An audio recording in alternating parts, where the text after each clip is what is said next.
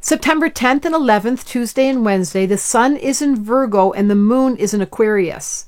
Those are two very detached signs. And you know what? It's useful today when we get to Wednesday, September 11th. There's a full moon coming, but this is a particularly sensitive day that I always find so awesome at its highest level.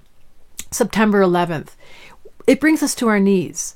And the interesting thing that's going on in the heavens today is the sun is exactly opposite Neptune, exact degree. It only happens once a year. So the sun moves 1 degree around the sky every single day. So we know on September 11th or 10th, the sun will be in Virgo. But Neptune hangs out for like 7 to 10 years in Pisces. It's hanging out in one sign.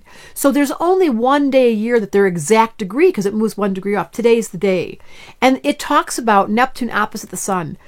It's the illusions. Neptune rules dreams and fantasies and magical occurrences, like things that happen beyond your wildest dreams. And it also rules disillusionment. And what happened on September 11th, 2001, was very disillusioning. It's like something broke inside of us where we realized America was not as we thought it was. It wasn't safe. Everything came to a radical halt, and we all stepped back and took our moments of being in so much forgiveness and so much pain. It's in my book, The Missing Element, the story of a fireman who spent literally 25 years being a fireman, and he retired ready on September the 10th. He left his New York fire station. Someone came in, took his job. On September 11th, he had a roast on the 10th. On the 11th, he was flying to Hawaii to retire.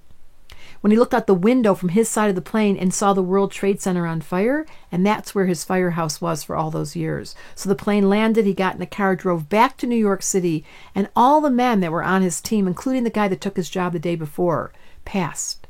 So for me, it was such a personal story because he came to me for counsel at that point. The story's in my book, and it's the story of water, that this is a day of compassion, but it's so funny because the sun is in Virgo and the moon's in Aquarius, which is detached as you can get those two together. So what I want to say to all of us is there's value once the stinger is out. Not that September 11th will ever heal those whose hearts broke, because when death comes that close, we can heal over time, but that stinger, the pain, is only a thought away. However, with this configuration, Aquarius Virgo, it behooves all of us to step back and say, can I find my calm in the middle of the storm? Virgo Aquarius, can I detach enough and put my knees on the ground and pray for help? That's all that I saw that man do. The whole session I did with him, all he did was cry and say, why am I alive?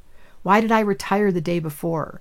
That story's in my book, and it's all about forgiveness. So it's a long version of September 10th and 11th. I think this day is required for all Americans to remember those that have passed and to say, do I have the ability when crisis happens to step back, take a breath, and get on my knees? Because the only way to get the stinger out is spirituality. And that's why I'm here. Astrology Answers wanted me to tell you during this amazing special day of Neptune opposite the moon, don't let disillusionment break your heart.